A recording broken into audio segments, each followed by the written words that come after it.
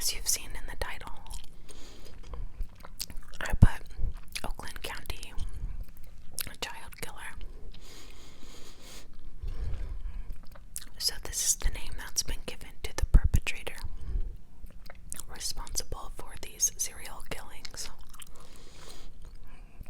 And there were at least 4 children in Oakland County, Michigan.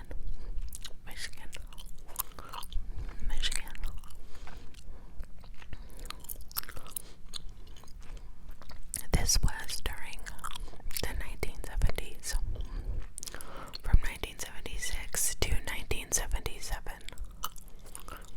The victims were held captive before they were killed, and forensic DNA testing has indirectly implicated 2 suspects, not 1, but 2, one of whom who has since died, while the other is currently serving life in prison for some offenses against children. And a DNA profile created from samples from some of the victims' bodies is from the main perpetrator, but it does not match the DNA of anybody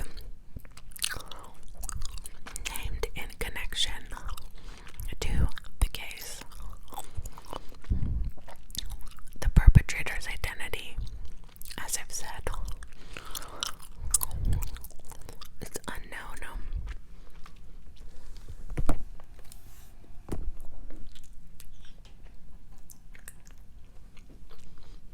A little background. February 15th, 1976 and March 16th, 1977, 2 boys and 2 girls were between the age of 10 and 12, and they went missing. They were just outside their homes and en route to or from another location in Oakland County, Michigan, just north of Detroit, Michigan.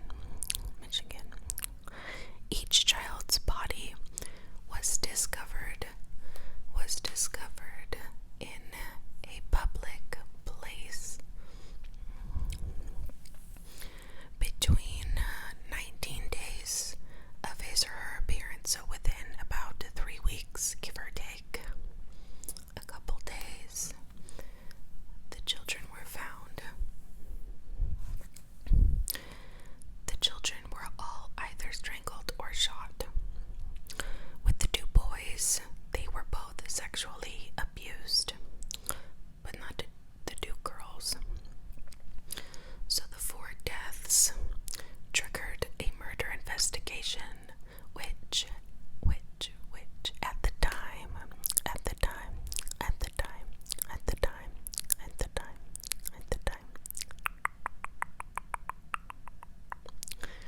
was the largest in U.S. history, with Detroit's not 1 but 2 daily newspapers, as well as the area's numerous radio and television stations covering the case. A presentation on WXYT radio entitled Winter's Fear, The Children, the Killer, The Search won the Peabody Award in 1977. So of the 4 confirmed victims, I will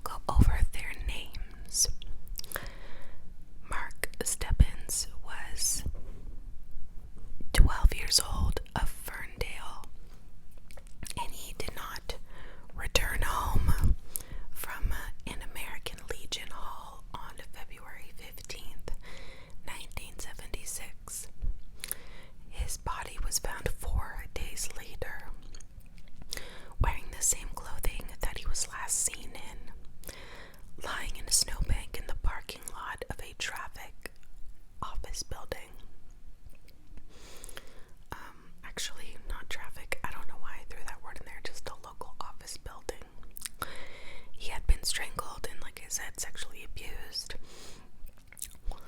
with a foreign object.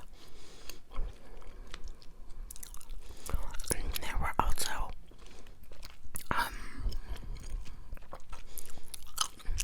two lacerations to the back of his head. Rope marks were evident on both wrists and the ankles, which means he was probably bound up at some point during the captivity of him. The next victim is Jill Robinson, 12 years old as well, of Royal Oak. She left her home on December 22nd, 1976, following an argument with her mother over some dinner preparations.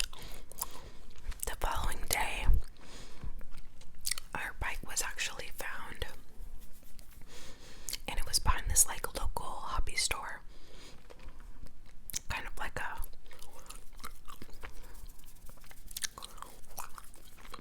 what are those stores? Like a Joann's Fabrics or Hobby Lobby, I guess. But before her body was found alongside Interstate 75 in Troy, within a view of the police station, like she was really close to the police station in Troy, on the morning of December 26th. So she was shot actually in the face by a 12-gauge shotgun. And her poor body, it was fully clothed. And she was wearing a backpack, actually, that she had taken when she left her home. The next victim was Christine Mialik, 10 years old, of Berkeley, and she was reported missing on January 2nd of 1977. And this is after she failed to return home after going to 7-Eleven just on the 12-mile road in Oakshire. And unfortunately, a mailman found her body fully clothed 19 days later on the side of this rural road in Franklin Village. And it looks like she had been smothered and was only dead for 24 hours at the time. And her body was just laying there within view. From your home, you could see her body. Then we have Timothy King. I almost said Tiffany.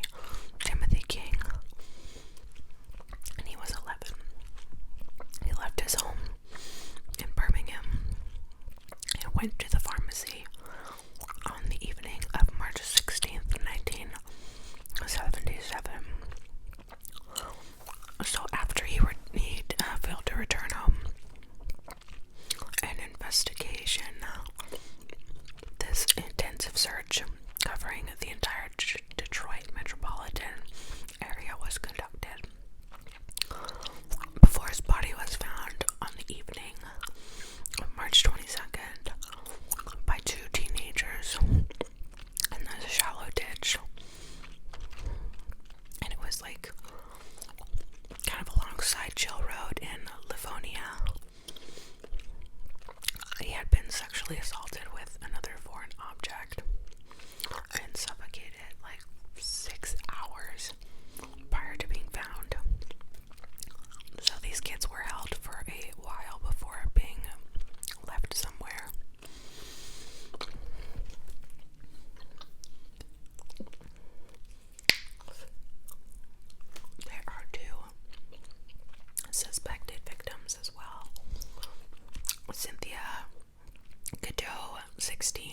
Roseville,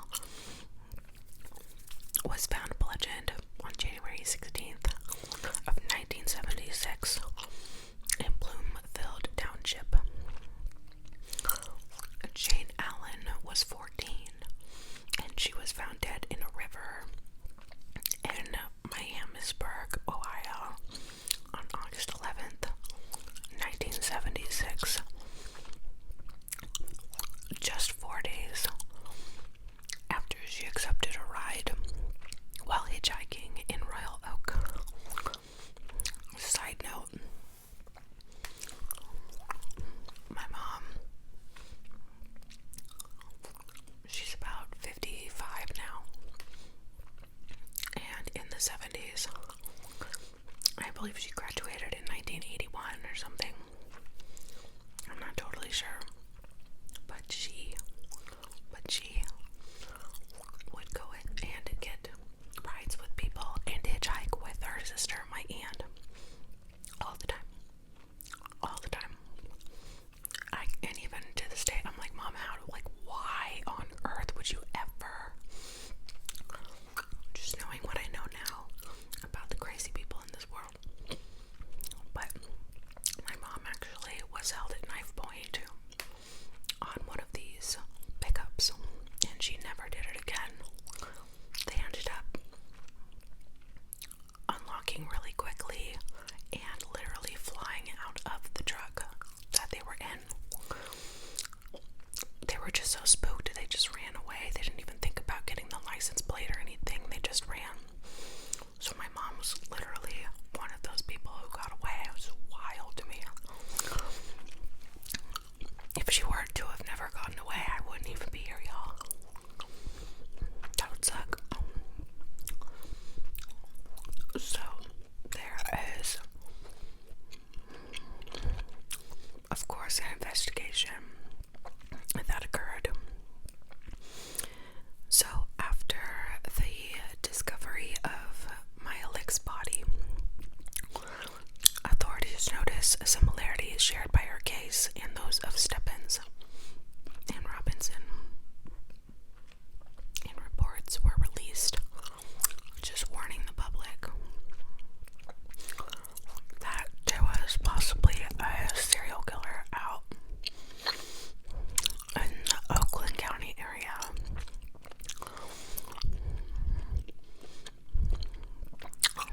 The Michigan State Police held this large task force of people from 13 different counties, all banding together solely to solve the murders of these children.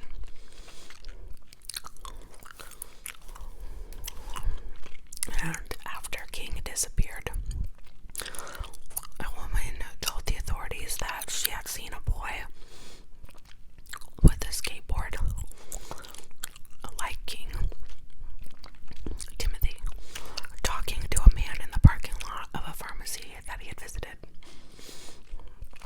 So a composite sketch was made up of the kidnapper.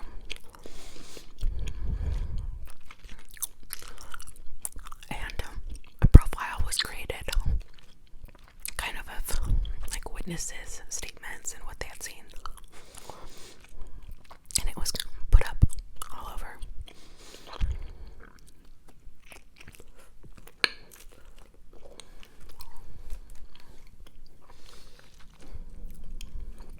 Now, a few weeks after King's murder, a psychiatrist who worked with the task force received a letter, and it was riddled with spelling errors.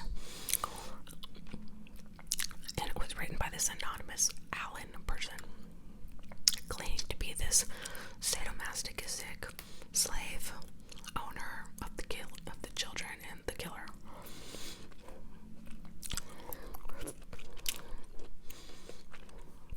No, he was the slave of Frank, and Frank was the one involved in watching over these children and doing this. He said that he served in the Vietnam War with Frank, and he was traumatized of killing children over there.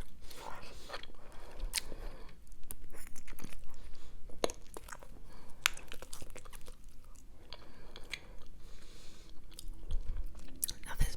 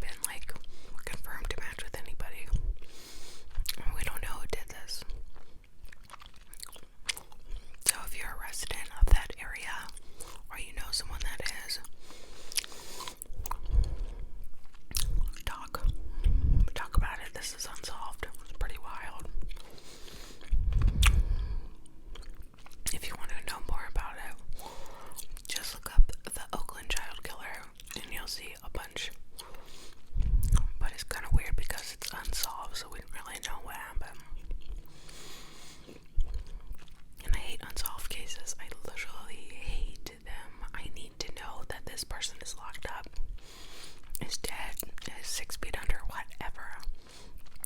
But leaving me hanging is just lame sauce.